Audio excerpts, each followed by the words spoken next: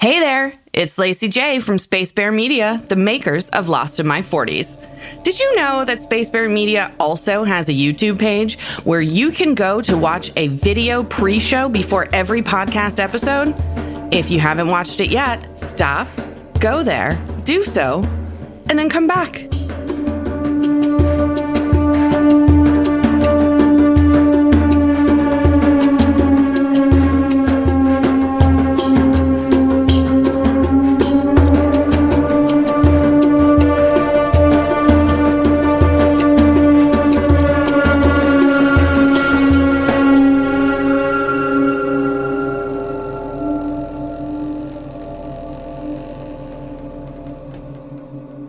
Hello and welcome back. We have made it to episode 11 of season 1 of Lost. You're here with us, me, Lacy, Christy, Ben, Derek, your host for Lost in My 40s. Today is All the Best Cowboys Have Daddy Issues. Derek is going to give that episode to us, but first, we have Ben with the power rankings. Where did we end after episode 10? Let's see. We ended with not much movement from the previous week. Kate in first place, Locke in second, and then Sun still in third place with Jack just behind. At the bottom of the barrel, we've got Shannon. Behind her, we've got Sawyer, and then we've got Michael filling out the bottom of the barrel. Bottom three. All right. The bottom three. Derek, are you ready to tell us about Jack? Okay, yes. This is a Jack episode, and one of the first episodes, or recent episodes, that doesn't actually open with an eye, but it does open on Saeed's face as he's laying there in the caves. And Hurley, he shows up, or he's running around, he's flipping out, going crazy, saying Ethan wasn't on the manifest. I think that's when we first find out that he wasn't on the plane, because the last episode you said someone wasn't on the plane. So then Jack looks around and asks where Charlie is, and who went after Charlie, he'd gone after Claire when she was leaving the caves earlier. And so everybody gets freaked out, and they start running into the jungle looking for her, or looking for Charlie and Claire. Yeah, it's definitely an intense moment. Yes. Right? Intense music and running. It's another one of those Tom Cruise running moments. Yep, Jack and Locke are actually running together, and they come across some luggage in the jungle, which it turns out to be Claire's bag. How did he see that luggage, by the way? Yeah, because it was pretty covered. Yeah, it was covered, and they were both running, and it's just, I guess it's Locke. Once again, he's got his extrasensory perception or something going on, but yeah, just wondering. That's a good point. I don't know how you would see that running through the jungle. Right, and they were running pretty fast, too. It wasn't like they were just like a slow jog or anything. So then we find, Locke uses his tracking skills and determines there are 3 sets of tracks. I know, I love it. He's like, all of a sudden can identify the difference between 3 different sneaker prints. Like, okay. And I think he even said one was a drag marks, like someone is being dragged through the jungle. Yeah. And what I was wondering is how one guy could drag 2 people, how Ethan could do that. Oh, did you wonder that? Oh, yeah, I did. Yeah, interesting. Thetans are helping him. Yes. And so they start following these tracks, and Locke mentions the others. He actually says the others at that time. Is that the first time those words are used? I know we said them. I said them in the podcast. The others. I believe the French woman said them first. Yeah. Okay. Like in the show. Yeah. Yeah, but it definitely becomes what they're referred to as. The others becomes like the regular vernacular on the island. Yeah, right. Interesting. Okay. They're the unsubs of this show. Oh my God. Okay, you guys, you know what? I really love the show Criminal Minds, and I know it's not great. It hooked me because Mandy Patinkin was on the first couple of episodes or first few seasons, and it hooked me. And Ben will not stop giving me shit about it, and they use the term unidentified subject or unsub. So that's what he's up to right now. I mean, a common scene where there was like, well, so the unsub met with another unsub, and then they unsubbed on the unsub. Like, it's all That's not what they happens. say. It's like the only No. word in that entire fucking show is unsub. No. Oh my God. And they go Fucking like hell. every once in a while, they don't go, this cocksucker did this. No, it's always got to be unsub. It's network TV. It's not Deadwood. Well, that is your first problem right there. All right. Like, go on. So Jack starts screaming for Claire and Charlie, and Locke says, if they're trying to hide from us, or letting them know where we are by screaming their name isn't a good idea. Prudent. So Locke just basically tells them to be quiet, and we cut to Lost. So then Locke, he wants to actually organize a search party, to search for the, Claire and Charlie and supposedly Ethan, but Jack just wants to run off into the jungle, which is what he ends up doing. And this is when you start to see this part of Jack. Like he's a noble person, but he also has this like ungovernable like drive to just keep going no matter what, even if it doesn't make sense. Even like this is where you're really starting to see this sort of personality quirk of his that sometimes is not very helpful. Very stubborn. He's fucking stubborn. Yeah. And we'll see how stubborn he is later too. Yeah. So he asks Locke, which way did he go? And Locke, casually points at that direction. He starts running through the jungle, and we hear like a beeping, which is, a heart machine, or, we go to our first flashback, and it's somebody on the operating table. Jack is performing surgery, and she goes into like cardiac arrest. They call for, crash cart. Said something about sewing up an artery. And then it cuts over to someone, apparently it's his Jack's dad, Christian, and says, "Call it, Jack." And this is, Jack's doing CPR. He's, he zaps her a few times, and she's still not responding. And then again, his dad says, "Call it, Jack." And he just, Jack just keeps going, just won't let it go. He won't, stop doing manual CPR on him. And eventually Jack just says, "You call it." Tells his father, "You call it." Yeah, it's an interesting interaction because, I mean, it is the doctor's job, the one who's doing surgery if they lose a patient, to call the time of death. And, the fact that he's like, "Well, you call it," it definitely tells you that there's more to this situation than we know at this point. Yeah, because his dad's just standing there basically watching. Yeah, he's just chilling. Jack's doing it. Yeah. Definitely. Just call it, son. It's definitely worth noting that you probably have a higher survival rate in these hospitals if you turn the fucking lights on. Yeah, honestly, why is the OR? That was a very dark OR. I always thought they were like super bright, so you could see what you're doing. Yeah, they're supposed to be. Yeah. I feel it's like a TV thing. It's a TV thing. When ORs are always really dark, it's weird. It's like X-Files. Every time they're in a hospital or something, it's like this dingy, really, really dark. It's like, do you realize that like surgeons need to like see colors and textures and things like that? They need to see. So yeah. I guess it doesn't make it feel nearly as dangerous or as nearly as, gloomy or whatever if it's all just super bright lights. Yeah. So we cut back to the caves, and Locke is organizing his search party. Of course, Kate wants to go, and Boone decides he wants to go. Shannon's not too happy about that. Even brings up something about, well, it's not like you can have an Amber Alert on this island. Another good singer from Shannon. Hey, you know what? If they get that coconut network going, they might be able to make that happen. Yeah.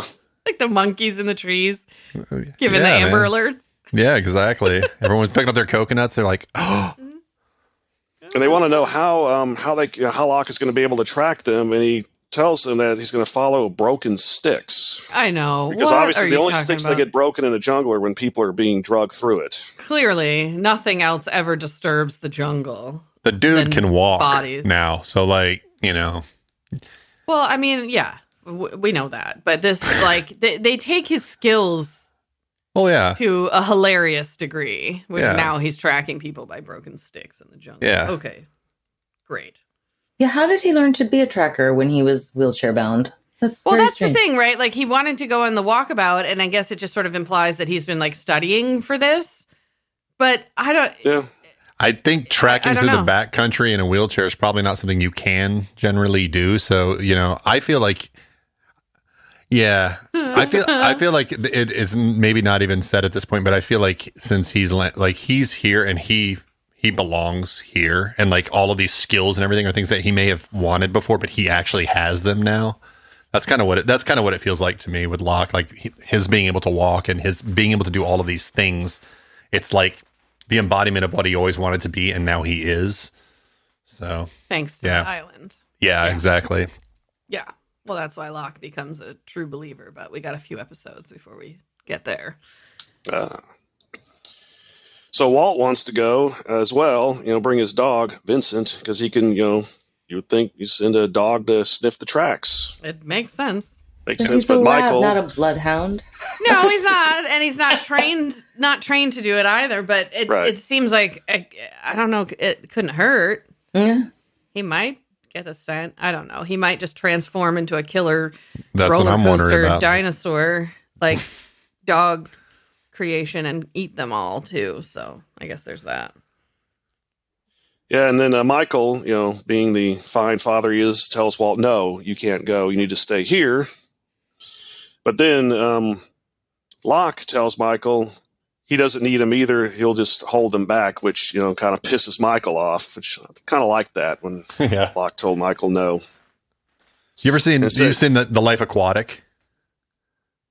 No. Never seen? Oh, the Life Aquatic. Where Michael's saying Yes, like, you I have, want to go, Christy. and he's like, Locke is like, no, you guys go the other way, and I just can't help but feel like he's like, what's his name? The German guy in the movie where he's like, why do I always have to be on? Yeah, name's Klaus. why am I always on B Squad? Yeah, He's like, yeah, you're always on B Squad, but you're the leader of B Squad. Christy, you've seen the Life Aquatic. You watch Wes Anderson movies, don't you? Life I Aquatic don't, with Steve Zissou, I don't know what Bill you're Murray. talking about. But That's I did just write it down so that I can... It's a great movie. I feel like I don't even know you, that you haven't seen this movie. It's so weird. All right, well, yeah, hello, everyone. All the listeners, please write it down. Life Aquatic with Steve Zissou is a great fucking movie. It's one of my favorites. We have a huge painting in our house of the ship, the Belafonte, from that movie. Anyways, it has literally nothing to do with anything right now. So, Correct. Where are we, Derek? Locke and his party head north, and he tells Michael to organize a party and head south. He does, and he walks away, and he leaves Michael standing there looking really kind of awkward. And I get the impression that Michael, he didn't think he was going to do that. It was like Locke called his bluff. Michael's, being all obstinate. Well, I'm going to form my own search party. Locke's Good like, great, idea. head south. Yeah. And Michael's like, job. wait. Right? I don't know. That was kind of what I got from that. From Oh, that yeah, scene. absolutely. Yeah. All Or right. stay here and make shoes. Just go do something, Mike. Oh, Be useful, Michael. God damn it. Do some construction or something. seriously. So we get back to Jack. He's kind of aimlessly, running through the field, looking at plants, odd things. Doesn't look like he's going in circles. And then He's we definitely going in circles because they catch up to him out there, don't they? Eventually Yeah. they do. Yeah. But then we hit our second flashback, and we're back in the hospital, and the girl that died on the table, apparently she was in a car accident. And they're covering the body up, and he's standing in the OR with his father. Yeah, this is highly unusual, by the way. The doctors are not just going to chill out in the OR next to a dead body that nobody's removed from the room just to have a chitty chat. Yeah, the doctors leave and they go, hey, you can close up. Well, so, yeah, Yeah. I mean, sort of, but yeah, I mean, if she's dead, they're not going to stay. Yeah, they'll like- tell the Again. intern to stay and fucking deal with it. Yeah. Yeah. Again, the little things that irk Lacy. And make sure when you guys leave, make sure you turn off the lights. Oh, wait. Yeah.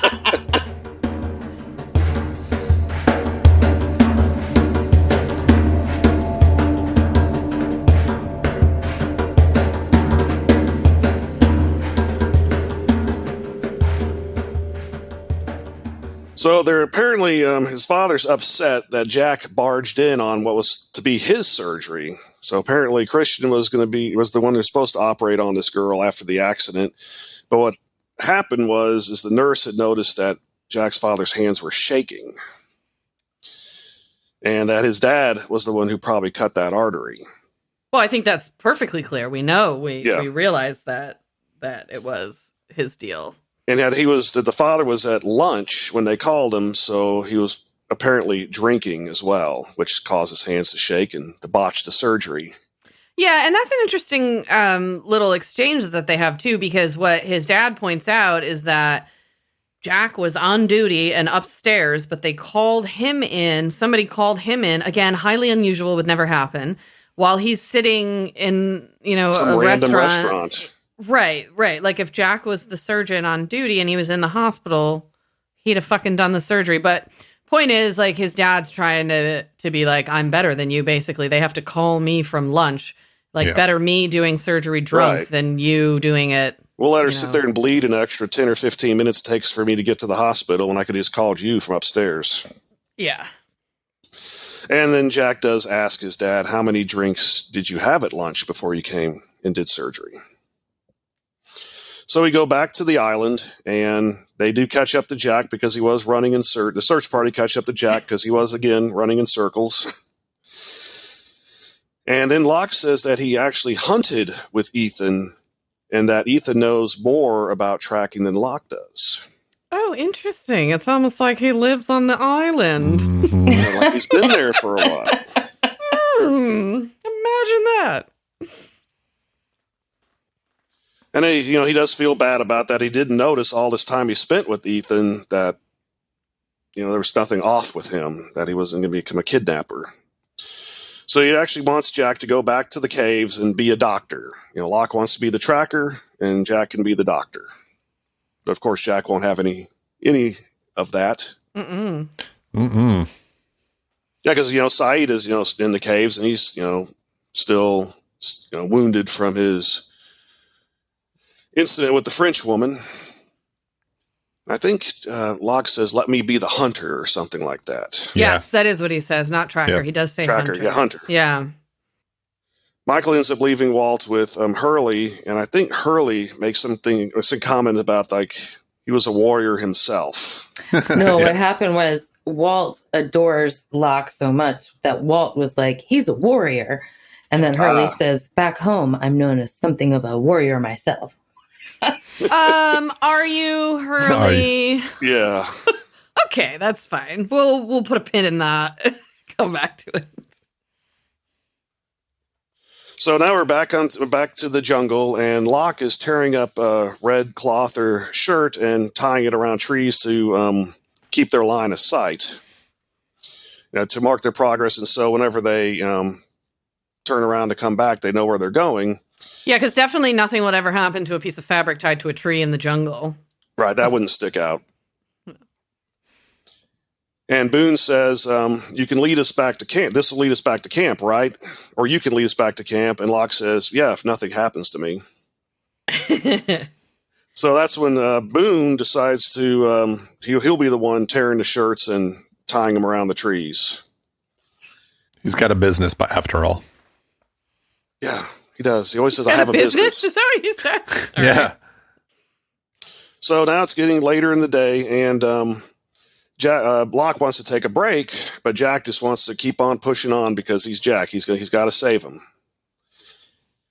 And it seems like they might have kind of lost the trail because Locke just doesn't seem as, like he knows where he's going as good as he was earlier. Well, and he's like Gandalf in the Mines of Moria. I have He no memory loses of the this scent, place. and they all have to. What'd you say, Ben? I have no memory of this place. Exactly. That's exactly what I'm talking about. So they all they gotta stop and take a little breather and wait till they smell the right direction. Right.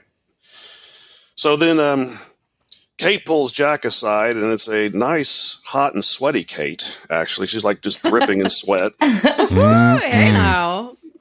And Jack, tells her that he actually feels guilty that he didn't believe Claire about someone was trying to, kill the baby and attack her. I guess I would too. Yeah. Yeah, Locke finds the L that was on Charlie's fingers earlier. It showed that late. He finds it just laying on the ground in the jungle there. So, they flash back to that, I believe, at that time. Yeah, it gives you like a couple little flashes of Charlie writing it on the tape on his fingers, I guess, in case you forgot that he had done that. It was pretty early on. I think it's like the first or second episode. First or second, yeah. Yeah. Such a waste of medical tape. True. So then they determine, did it fall off, or is somebody, is Charlie trying to leave a trail for them? They don't know. So then a little further in the jungle, Jack finds the A. Hold on, Derek. I can see that Ben wants to interrupt, and I am going to 100% guarantee that we're about to get a Lord of the Rings reference. Can I guess what you're going to say? Not idly do the leaves of Lorien fall? You got it. Nice. Yeah, I mean, there's some parallels between dropping the L tape and dropping the leaves from their Hobbit capes. Yeah, totally. Yeah. I love you. I love you too. All right, sorry, Derek. Keep going. So then they get to a point where Locke wants to go to the left and Jack wants to go to the right because Jack believes that to the right, that's where the trail is leading with the letters. But Locke says he thinks he sees footprints going to the left. So they decide to split up. And so Kate and Jack go to the right, Locke and Boone go to the left. And I think they question at that point that maybe it's not... I almost said maybe it's not Pippin, but he's not even Pippin, he's Merry.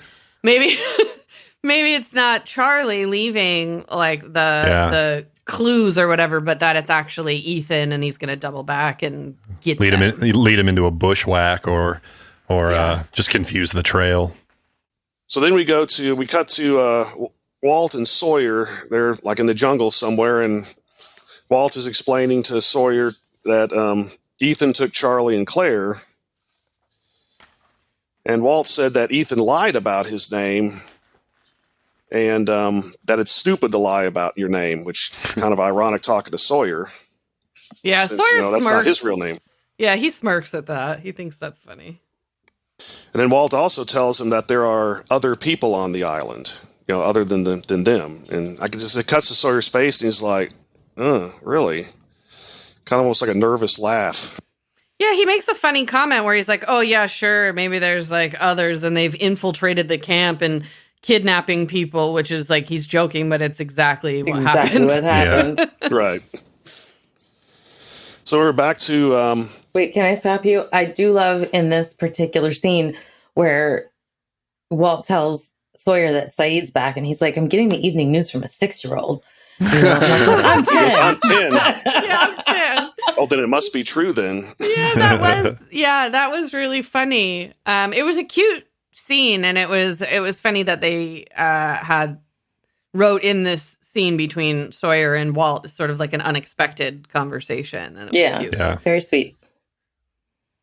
So we're back to Boone and Locke, and they're tying on more of the red fabric, and that's when the red shirts from Star Trek, they start talking about that, and Boone is the one telling the story about, red shirts, they usually are the ones that end up dying in the episodes.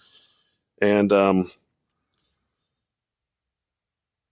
Locke doesn't really, I don't think Locke said he ever watched Star Trek, which is kind of strange. Yeah, he doesn't seem to understand the reference, and I'm just actually annoyed that Boone is saying things that make me like him.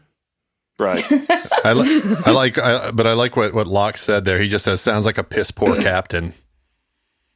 You know what? Let me tell you something. Jean-Luc Picard is one hell of a fucking hardworking. Yeah, I don't think they were talking about him. I think the red shirts typically died in the original Star Trek. Right. Yeah, I guess that's true, but it shows you how old I am that I immediately went to Picard. Yeah, most of the security folks, like if the security people that went down to the planet would generally be wearing yellow uniforms.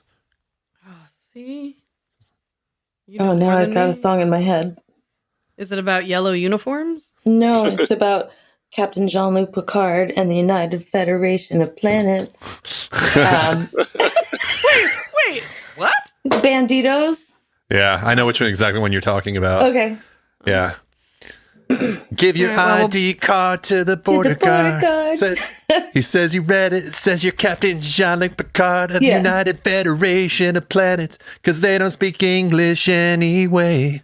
Good job. Because everybody knows that the world is full of stupid people. You never heard that song? You are everybody. You are everybody. That's my contribution. That's all I got. Yeah, I used to listen to that album, that Refreshments album, all the time. It's called Fizzy Fuzzy Big and Buzzy. That's the name of the album, by the way, in case you ever want to look it up. So then Boone asks Locke, well, what did you do in the real world? And, Boone is probably thinking, hitman, some kind of exciting job like that. But then Locke replies... He does list taxidermist, though. He's like hitman or taxidermist. Yeah. Kind of strange, yeah. Which is interesting, but yes, okay. And Locke says he was the regional collection supervisor at a box company. I know, and Boone is like, yeah, right. Well, like, that's really so funny. Boring, yeah. Yeah. So then we cut to Kate and Jack, and they look like they're kind of lost. Oh, that's where we need the soundboard right there. Yep. And it turns out Kate, she says that she's not as good of a tracker as Locke is, of course, which causes Jack to ask, well, where did you learn how to track while you were on the run? And it turns out it was because her father was in the Army. I think he was an Army Ranger. And that they would go hunting for hours on end, and that's where he taught her how to track deer. Yeah, she said he was stationed at Fort Lewis, which is just south of Ben and I. Yeah. Well, just south. I mean, it's a little bit of a drive, but compared to the rest of the planet, it's fairly close to where we are. Another observation, though, is like what Jack said was kind of ridiculous. Was it being on the run that made her a good tracker? Being on the run doesn't make you a tracker. No. Being on the run means you're running. You're not looking, you're not looking for somebody else. You're just trying to get away. I had that thought too. So. The only thing I could think is like maybe if you had the tracking, if you had the tracking skills, then you would have evasive skills, or you could figure out if somebody was tracking you, I suppose. Sure. But yeah, I had that thought too, where it's like, I feel like on the run, you're hiding your tracks. Not something you're probably going to do a lot of on-the-job learning. Yes, right, exactly. So we get to our third flashback of the episode, and Jack walks into his father's office, and it looks like his father was filling out the post-operator or maybe post-mortem report now, and he wants Jack to sign it, basically saying that they made a heroic effort to save the patient, but due to her massive injuries, they couldn't. And Jack tells him that his father should never have been in the OR because he was drunk. And his father says, I think, I know my limits. So obviously it's okay to have a few drinks before you perform surgery. Yeah. Right. Let's stop right here. Excuse me, Dr. Christian Shepherd. But the limit for alcohol while performing surgery is 0. Right. There's no leeway here. Should dive into that name too. Should dive into his name at some point. Christian Shepherd. I mean, wow. Yeah, exactly. There's a symbolism packed into that one. Absolutely. But Jack won't sign it because he knows it's covering up the truth. So then his dad, I remember his dad said, well, if you write a separate report that's opposite of mine and mentions anything about drinking or alcohol, he'll lose his license, and this is basically his whole life. Yeah. I think one thing Jack said here was he explained everything and you signed this, and Jack said, it looks like you fixed everything but the patient. Yep. Yeah. Which I thought was a comment. That's well, it's dead on too. Yeah. Yeah.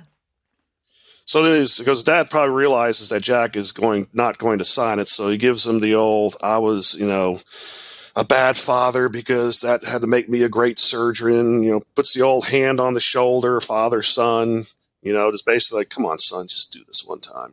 Yeah. Well, and this is the title of the episode is All the Best Cowboys Have Daddy Issues. And this is kind of what Christian is laying on Jack is, I was an awful father, but it toughened you up. It made it made you a good surgeon. And it's so fucked up, this moment where his dad is basically asking him to throw ethics out the window and cover up the murder of a woman, essentially, and uses guilt as uses like a guilt trip about, the way he was raised and stuff as a weapon against him. It's really fucking mental, and it's terrible mental abuse on Christian's part. Definitely. And that's sort of like the core of sort of like toxic masculinity. That's really where it comes from, is this idea that, like, you have to, he even said it. He's like, you have to turn soft metal, and I turned soft metal into steel. And it's just like, there's this idea that, that as a man or, as a boy growing up, that you have to get toughened up in order to be really, really good at something, which I don't really think that there's probably any evidence to suggest that that's true. It's just back in the Stone Age or something, but possibly, yeah. But like, I think it's just, well, now it's a hindrance to boys and men that can't deal with their emotions. It's a rationalization that the fathers use. Well, that's how I was raised, pretty much. I don't have much emotions, because boys don't cry. Yeah, that's not cool. Yeah. We Definitely shouldn't be doing that experience to our men in society. It's terrible. But yeah, that's essentially the argument that he's making. Yeah.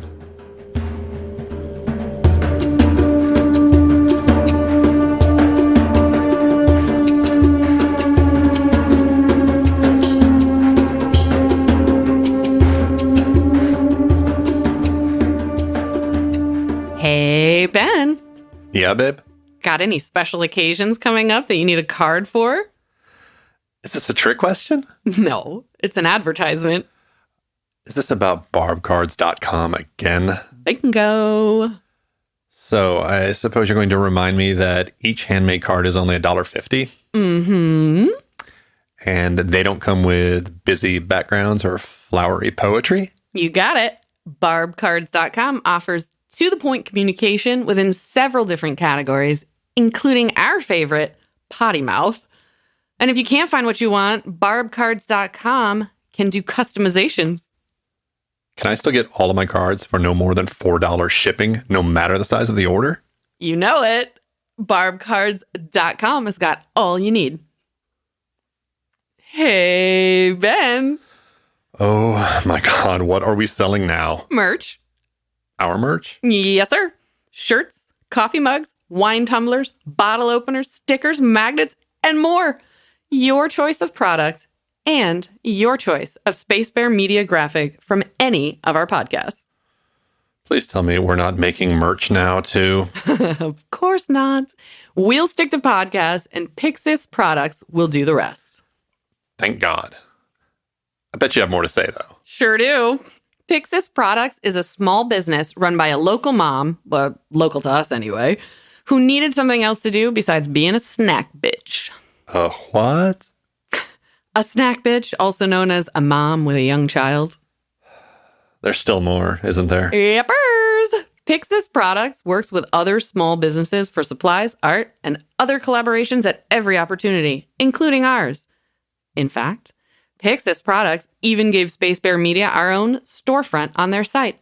You can find us at shopspacebear.com. Say what? You heard me. Go to shopspacebear.com and buy something.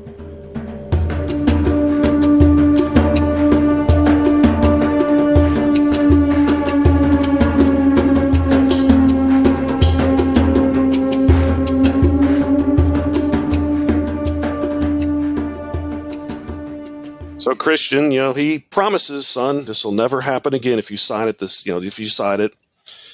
And I remember he said, he goes, it's not just his career, it's his life. Yeah, he did say that. Yeah. Jack signs it.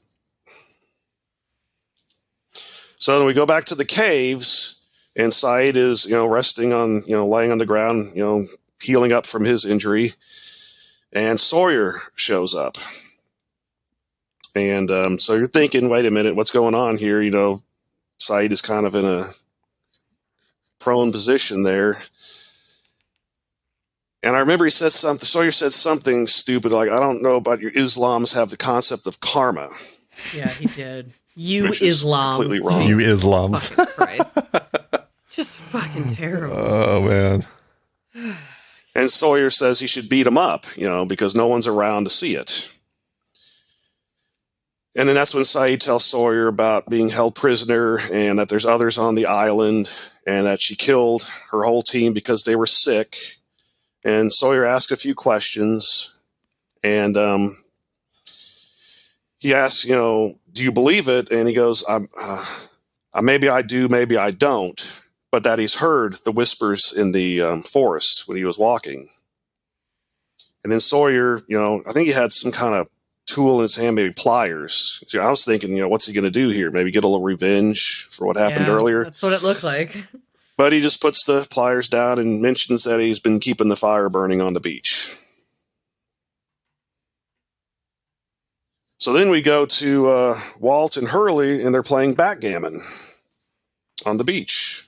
And Walt is very lucky at this game, apparently, because every time he calls for certain numbers, I think he asks for a 7 first, and he blows on the dice 3 or 4 times. And he's basically kicking Hurley's ass. And Hurley does mention that he finished 17th in a backgammon tournament. Which, I don't know why they had backgammon tournaments and how you'd finish 17th. Yeah, it's weird. And Walt is not impressed. He thinks that doesn't sound so good. He's like, well, I assure you it is, which I guess if it's some international competition, 17th is not bad. Yeah. Yeah. If you did a county competition and it was out of 20 people. Then, yeah. And then we find out that says Walt is the luckiest person his dad ever knew. But then he says, Walt says Brian, his other dad. So apparently it might have been his stepfather or something when he was in Australia before Michael picked him up.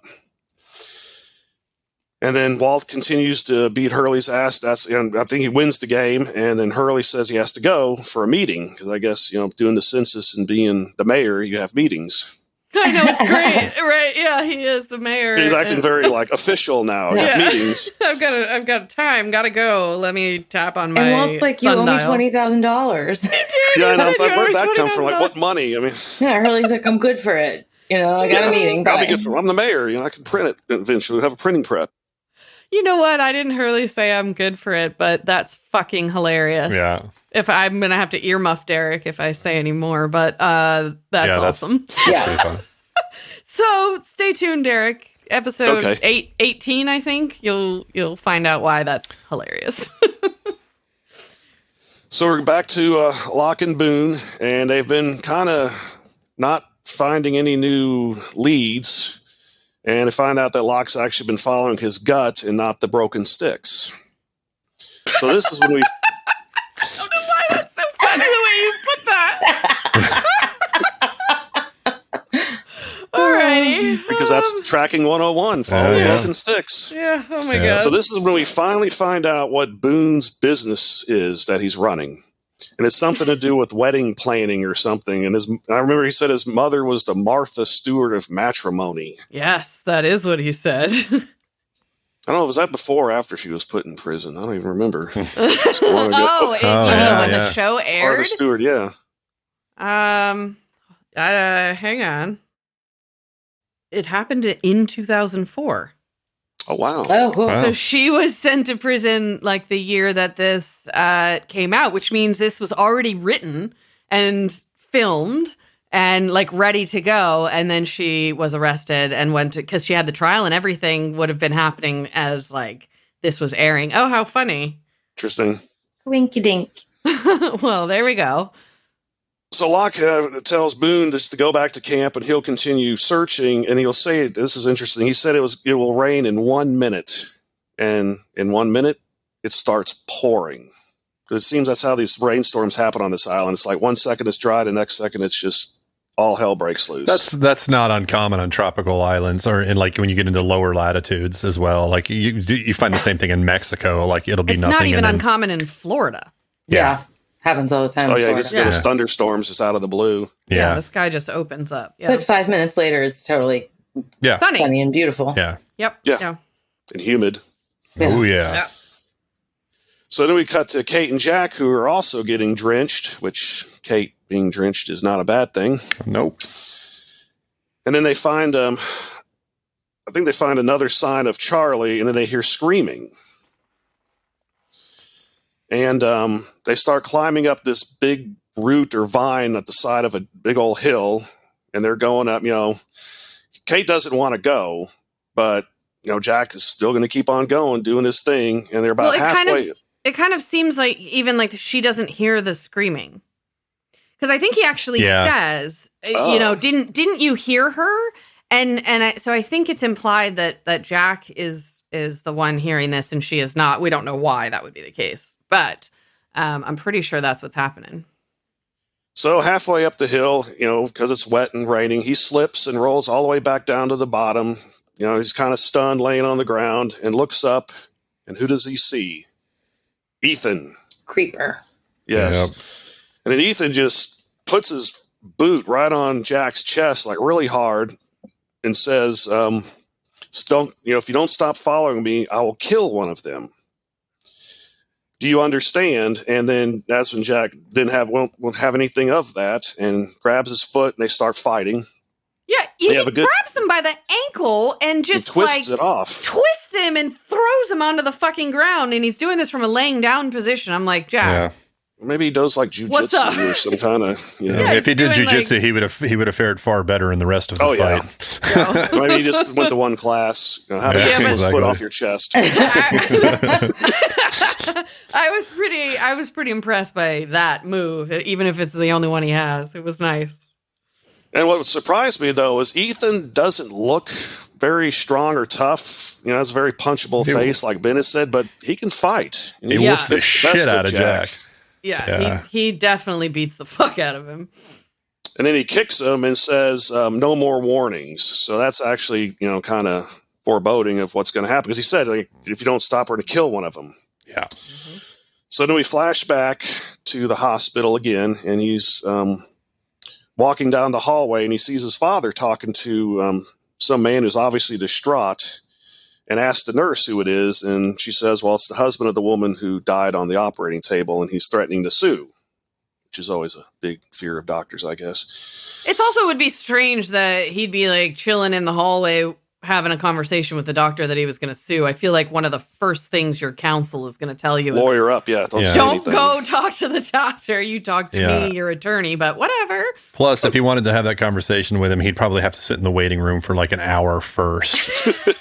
And then 30 minutes later, after he was supposed to meet him, he'd come back and say, oh, you wanted to talk? You wanted to sue me? All right. Anyways, sorry. Go ahead, Derek. Well, something I noticed was like the father was trying to comfort, the husband, and that pisses Jack off because he knows what really happened in that OR.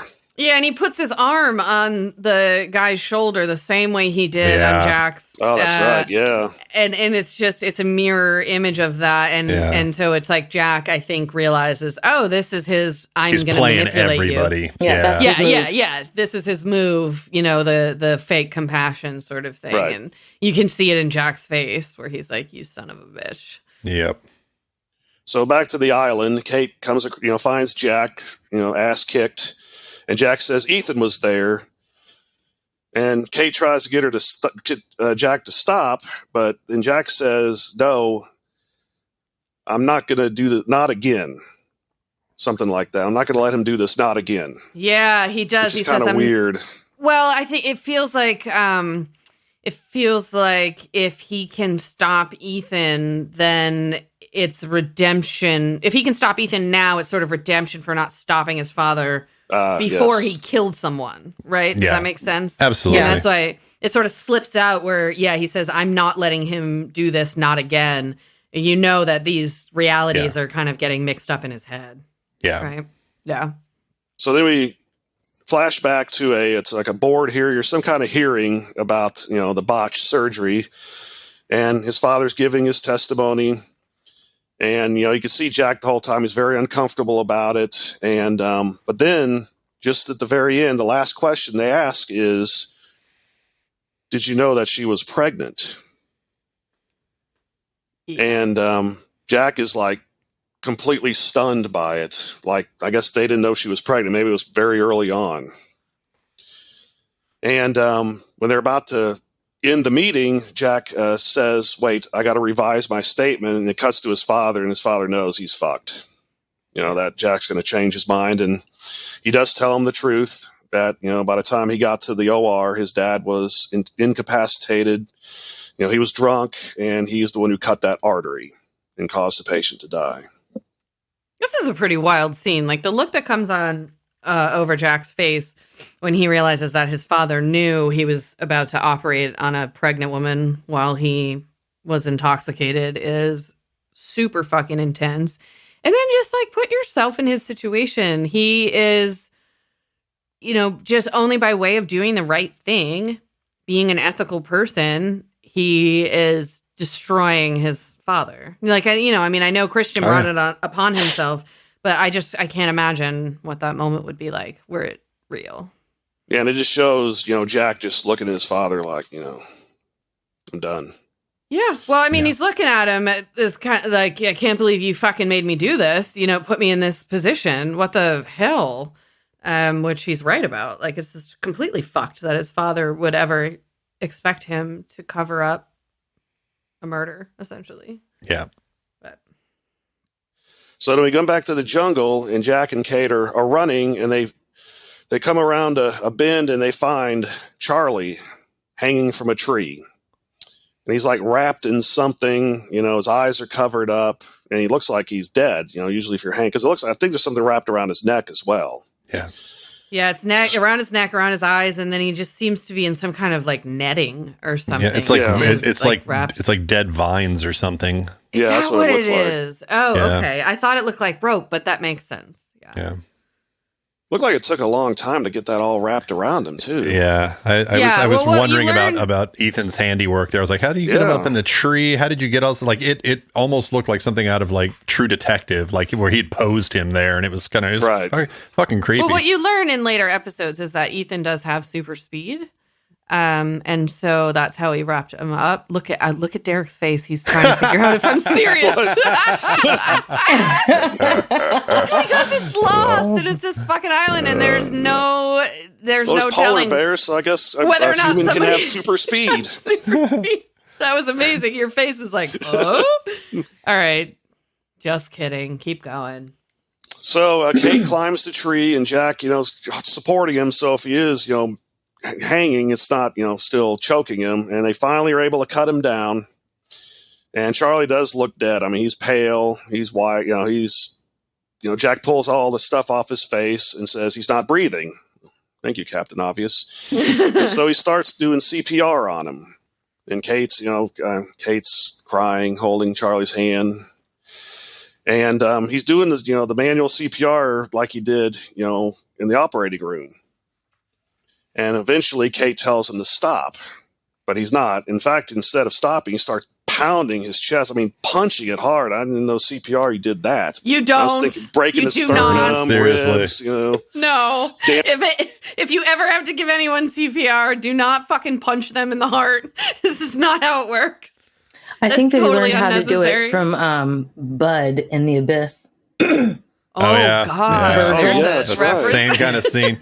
Virgil, you wiener. Walked away from a fight in your life, bitch. It's true. It is the same scene. Mm-hmm. Yeah, it's totally fucking unnecessary, and it's really just, dramatic. And even Kate's starting to get tired of it. She's like, wow, she starts crying and that's what I screaming. was going to say. Like with Kate, she's really, it's a great scene for her just as an actress. Evangeline Lilly kills this scene. Like, she is breaking my heart watching her watch this happen. Yeah. I was like, okay, Jack, I know you're trying to save him, but I think he's dead. And if he's not, you're beating him to death. Yeah. He's going to be so bruised. Yeah. I said, like, even if you save his life, he ends up dying of blunt force trauma or internal bleeding his later ribs on. Are broken and yeah, seriously. But as expected, after punching him, 20, 30 times, all of a sudden Charlie gasps and he's alive. There's like beating somebody to death, dramatic. and then there's beating somebody to life. And I didn't And that's even know what the Jack latter did, beat him to existed. life. Yeah. And that's why, Jack say, breathe, breathe deeply and all that. And Charlie, he kind of looks like he's in shock, I guess being beaten from the dead. And he's like, I can't breathe. My chest really hurts. Yeah. My lungs are collapsed. Stop hitting me.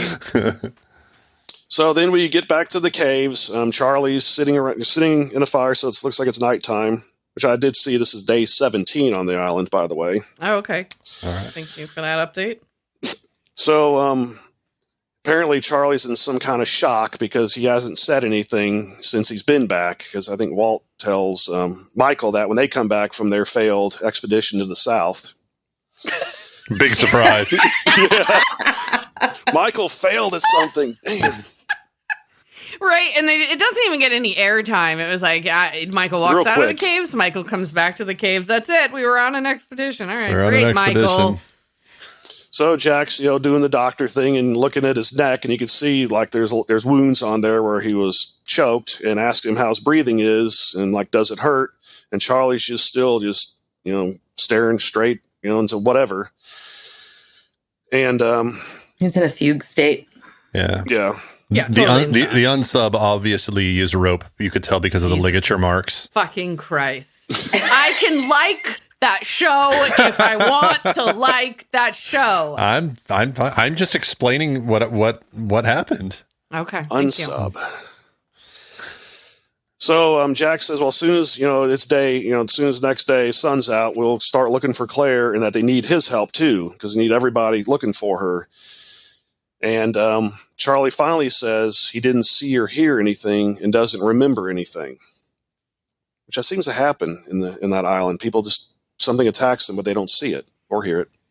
Well, And it then also happens in trauma. In a traumatizing event, you do tend to lose memory. That can happen. Yeah, I'm But very aware of that one. yes, Oh, I know yeah. you and I have talked about that. Yes. For So the it other, is true. yes, for the other listeners, if you want to go to one of Space Bear Media's other podcasts, Zero Shame Stories, Derek is episode 12, I think. 12, I think, and, yeah. we talk about when he was the victim of an attack and a trauma.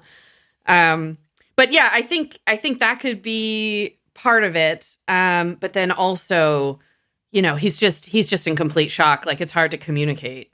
Oh, when you're in definitely. shock, right? So at that moment, he's still super out of it. But anyway. But then he says something that's interesting. He said, Claire, that's all they wanted. All they wanted was Claire. So, Ethan is the one who kidnapped them, but he says they, which I found kind of interesting. He does say they, and gives you that tidbit of information. It's like, Yep. why specifically Claire? Why specifically Claire? What's Yes. different about Claire? Maybe Anyways, some baby or something. The dingoes ate my baby. Oh, I thought it was for her skills with tarot cards. Yeah.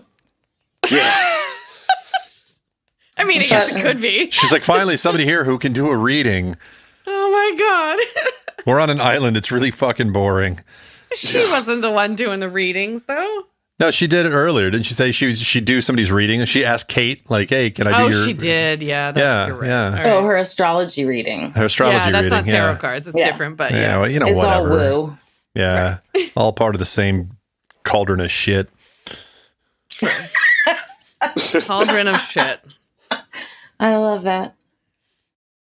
So then Shannon does something very surprising. She's talking to Kate, and she's actually worried about Boone that he isn't back yet because it's dark. For once, Shannon cares about something other than herself. Well, she probably needed something from him. Yeah. He has my chapstick, that son of a bitch. Right.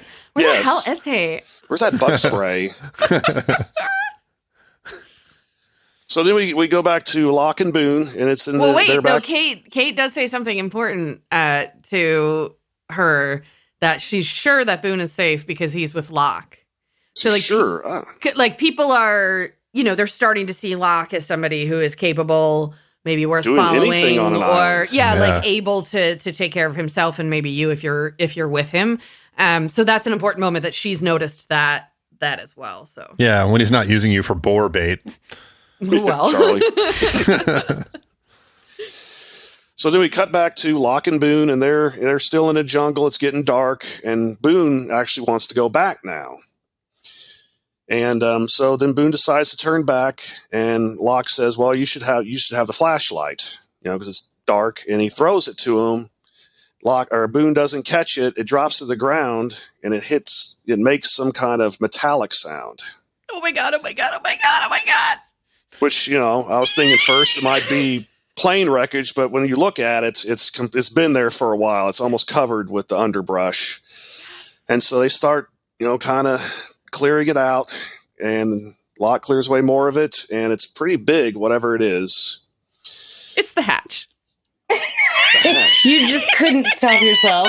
Because Boone asked, "What is it?" And of course they're like, "I don't know." Yeah, they don't even say it's the hatch in this. No, that was me. That was me saying it. I had forgotten that this moment came at the end of this episode, and we ran into it, and I was just like, yes! And I was so excited to see what Derek had to say about the discovery.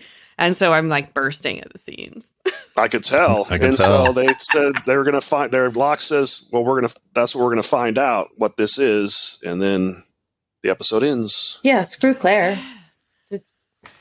Yeah, Claire, who? We want to know what this piece of metal is. Yeah, she's gone. She dead. I'm not worried about it. What is this? All right, guys.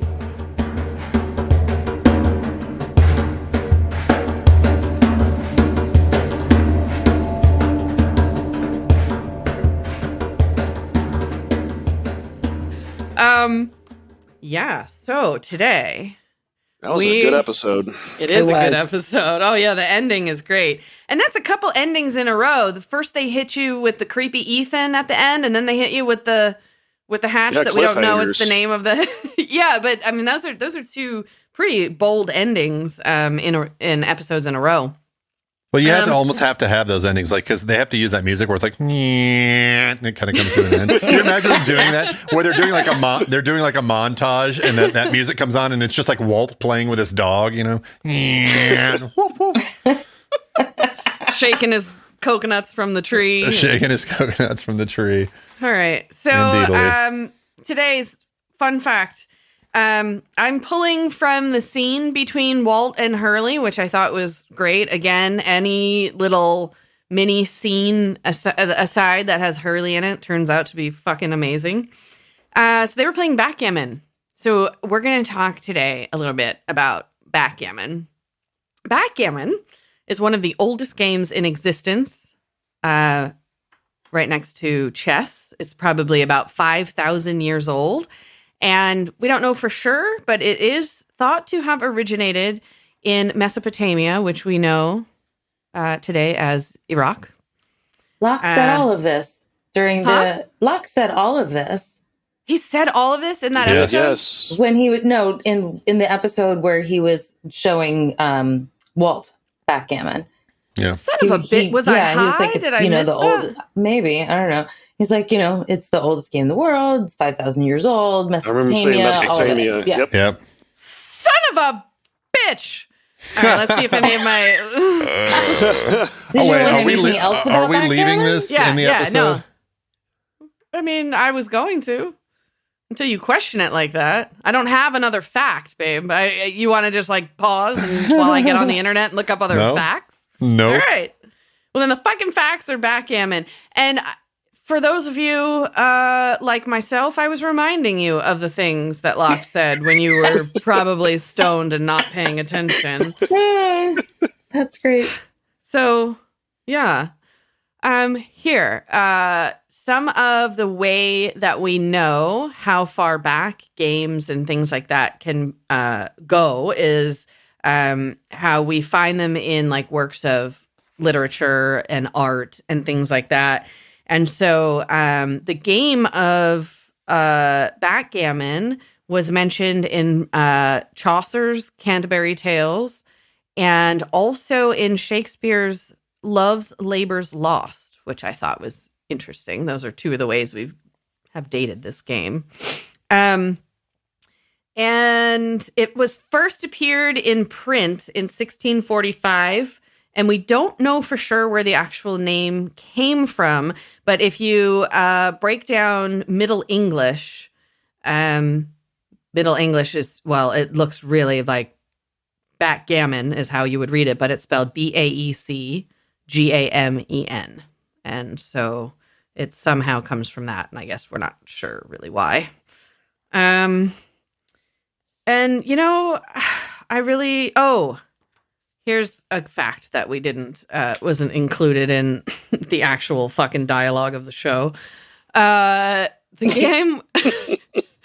game was very popular for many centuries, and it fell out of favor during the Roaring 20s, because that's when people, at least here in the United States, it fell out of favor here. I don't, it could be played every other places still, but in the United States, it fell out of favor in the 1920s because it was thought to be too slow of a game and nothing that you could make quick bets on.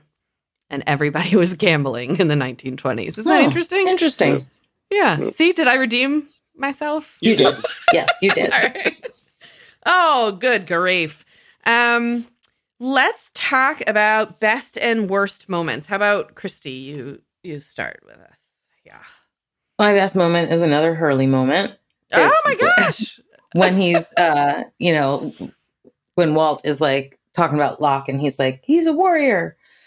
And Hurley says, back home, I'm known as something of a warrior myself. I'm like, what? What does that mean? I don't even know Hurley, but I love you anyway. Yeah, I just adore Hurley. Worst moment, when Jack was like beating the fuck out of Charlie's chest. That was really hard to watch. And Kate crying during that scene was really hard. So yeah, that was an intense scene. Those are my best and worst moments. How about yours, Derek? My best moment actually was when Jack was beating on Charlie because he wasn't giving up to save his life. Well, that's what I got from him. Yeah, it was a tough moment to watch. I mean, even I was cringing, like, okay, dude, he's dead. Call it. But glad he didn't. Yeah, call it. I'm glad he didn't give up. My worst moment was Christian being drunk and killing the pregnant woman. Yeah, that's pretty bad. He was drunk. He knew he was drunk, and he still did it. And yeah, finding out that she was pregnant, right. That's just a dick punch right there. Yeah. Benjamin. Well, my favorite is when Boone is about to go back and Locke throws the flashlight to him and it falls to the ground and it goes thung because the hatch. Like that's just a fun moment. My least favorite moment was probably when it's kind of shared in the same moment, and Lacy, you mentioned this earlier, but like when Christian puts his hand on Jack's shoulder and basically starts buttering him up, saying, I toughened you up, blah blah blah, and then he sees his father do that exact same thing to the dead woman's husband. Those to me are just like it to me it's the same moment, right? You're just witnessing it from a different perspective, and I think it's fucking despicable. Yeah, agreed. I have two best moments. The first one is when Jack does the right thing. I would have also turned in my father or any one of you motherfuckers who thought it was okay to operate on a woman after you'd been drinking. Hey, you were buying. So, but I know my think limits. I think it's a great moment of just showing that, sometimes making the ethical choice is hard. And then of course, my second best moment is when they find the hatch. I was so excited. I didn't see it coming. I completely forgot that it came at the very end of an episode and I wasn't expecting it. And I was just so fucking excited. And I'm just so excited that we're doing this and to go on this journey again. I love this fucking show. All right. So I'm actually amazed at how much I didn't remember and how much I'm sort of like, oh, this is what happened. Right. Like, yeah. Yeah. My worst moment is Jack beating the fucking bejesus out of his chest. I can see it from Derek's point of view being a best moment as well. But I mean, for me, it was just like, Jesus Christ, just stop. All right. So best and worst characters. I'll just start with myself since I'm already yapping. I do have Jack as the best character. He made a really tough ethical choice, but he did the right thing, I thought. And the worst character is Christian because he is the literal opposite of that. And we should be able to trust people that work in medicine, and he should have more dignity and ethics than that. Which is also why I'm killing Christian this week. And so fuck you, Christian. But I am so excited by the end of this episode that this week I will be fucking both Locke and Boone on top of the hatch. Yikes. Yikes. All right. Yikes. Okay. Great. It's a good When fucking is it actually plan. revealed to be called a hatch, though? 5 minutes ago when she let it slip. Yeah, I know. And she's No, it's it does pretty quickly. They start calling it the hatch. I'm assuming, I think it's the next episode or two, whenever we get back to that plot line. It does be called that.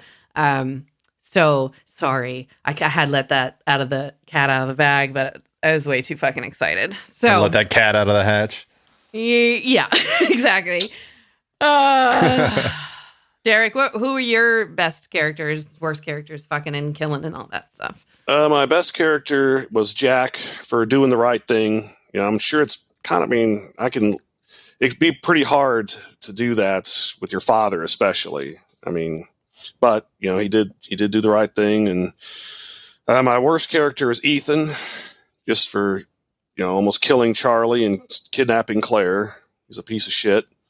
I want to fuck Kate this week because she just looks so hot going through that jungle. You know, both sweaty and getting drenched by the rain. That's that's the entire theme of the show right there. Like, Yes, hot, sweaty Kate and drenched Kate. Yeah, walk into the jungle, Kate. And I'm going to kill my Christian just because he's a God. piece of shit. Yeah, he is a piece of shit. I'm thinking on the Facebook page we need to vote. We need to take a poll. Hot Giggity. Kate, hot and sweaty Kate versus wet and drenched Kate. We'll get some photos up. Yeah. Yeah. Derek! Yeah. Might have to go take care of my coconuts. Oh fuck! All right, Christy, what are your rankings? My best character is Locke. Jack was a close second for me, but I went with Locke was my close second. So, Yeah. My worst is Ethan because he tried to kill Charlie. That's not good. I will fuck Jack and kill Ethan. All right, Benjamin, give us your rankings, and then can you update us on the overall? I can, yes. Top choice, Jack, just because he's Jack doing Jack things. You know, the worst, it's got to be Christian Shepherd. I'd fuck Kate. I mean, again, there's very little reason not to. And then I'd kill Christian Shepherd. So that takes us into the actual power rankings this week. We haven't had a whole lot of movement.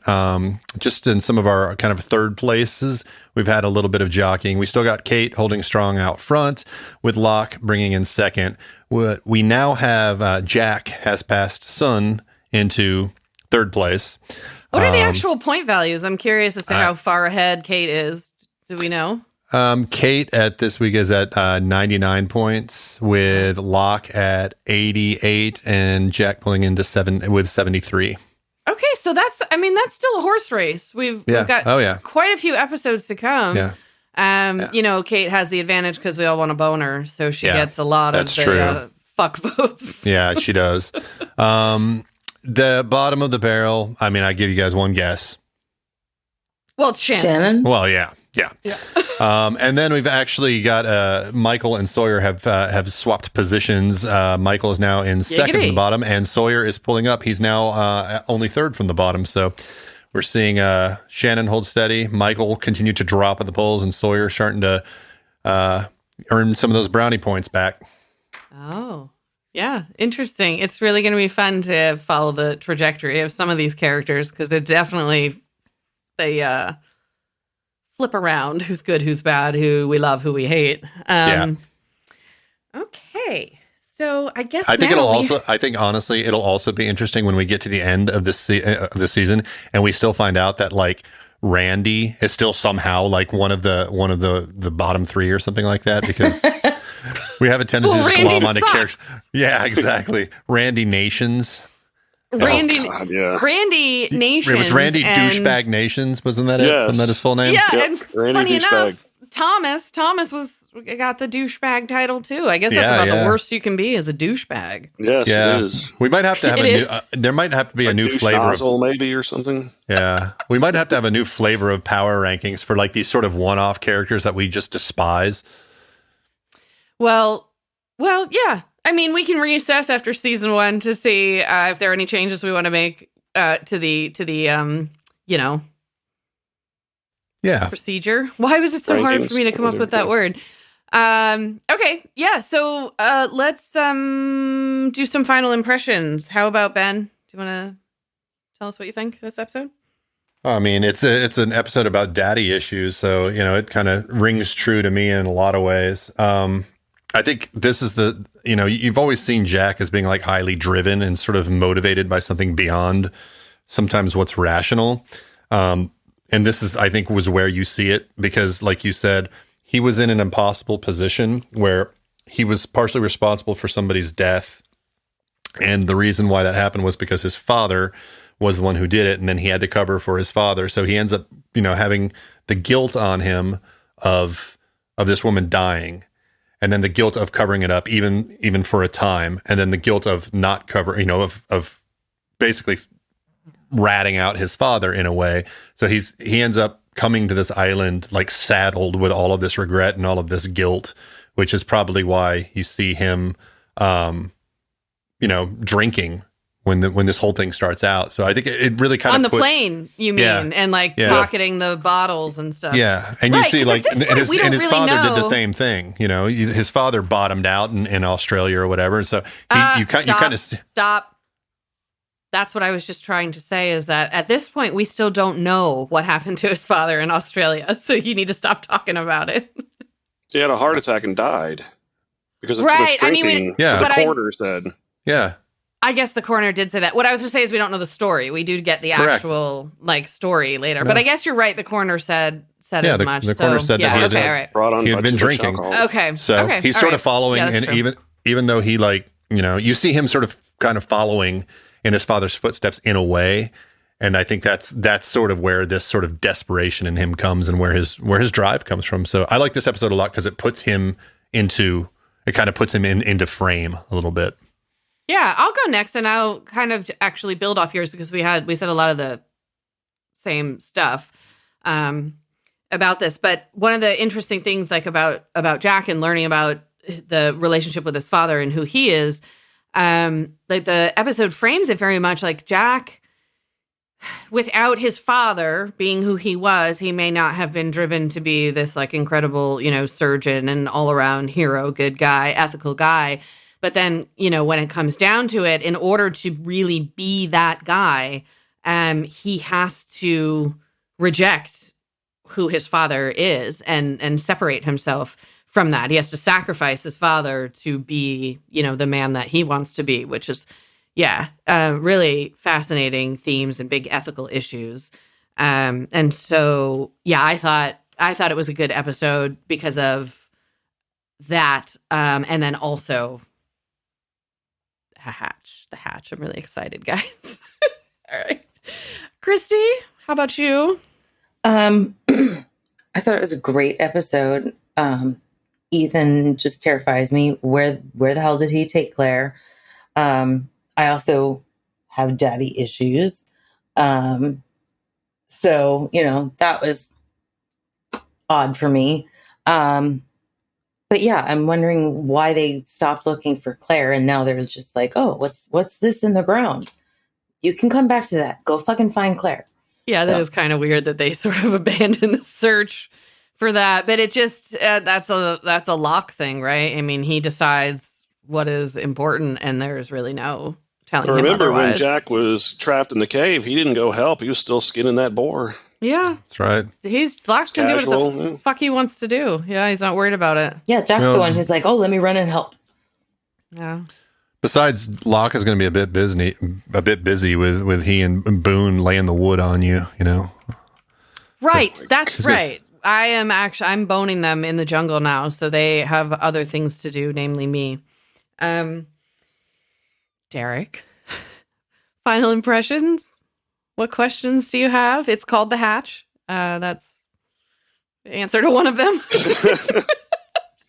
Yeah, this was a really good episode. I mean, it explains kind of Jack's why he goes all out with everything, like, you know, because he didn't want it to happen again, not again, you know, what happened with his father. And the fact that kind of his father's thing to make him a tougher man backfired on him because it took a really tough person to rat your dad out. I mean, yeah, I personally couldn't imagine because I don't have daddy issues, but you know, I just got along well with my father. Because your father was cool. Yeah, he was. He was fucking cool.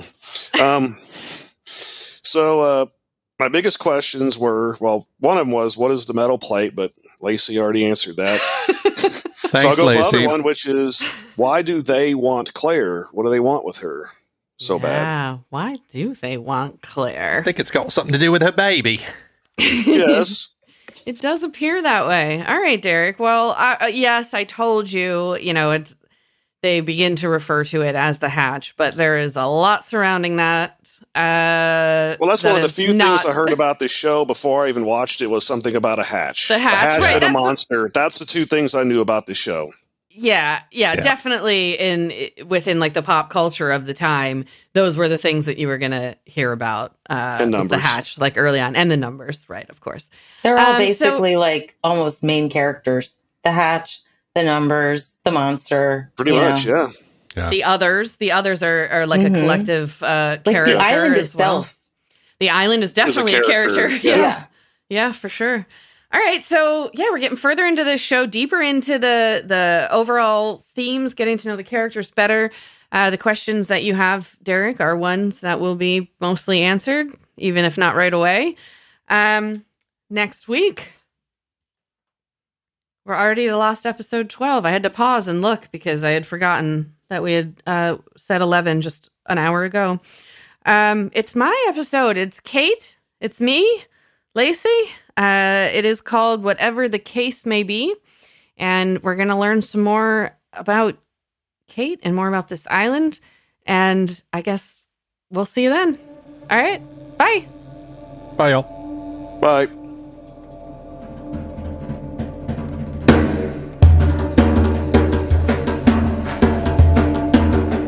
Lost in My 40s is a Space Bear Media production. Executive produced and edited by me, Lacy J. Sound engineering, editing, and original music by Benjamin Trim. Like and follow Lost in My 40s on Facebook to interact with your hosts. Plus, follow Space Bear Media on YouTube to watch our episode pre-shows. You can also find us at SpaceBear_media on Instagram and Twitter. Or come to our website, spacebearmedia.com.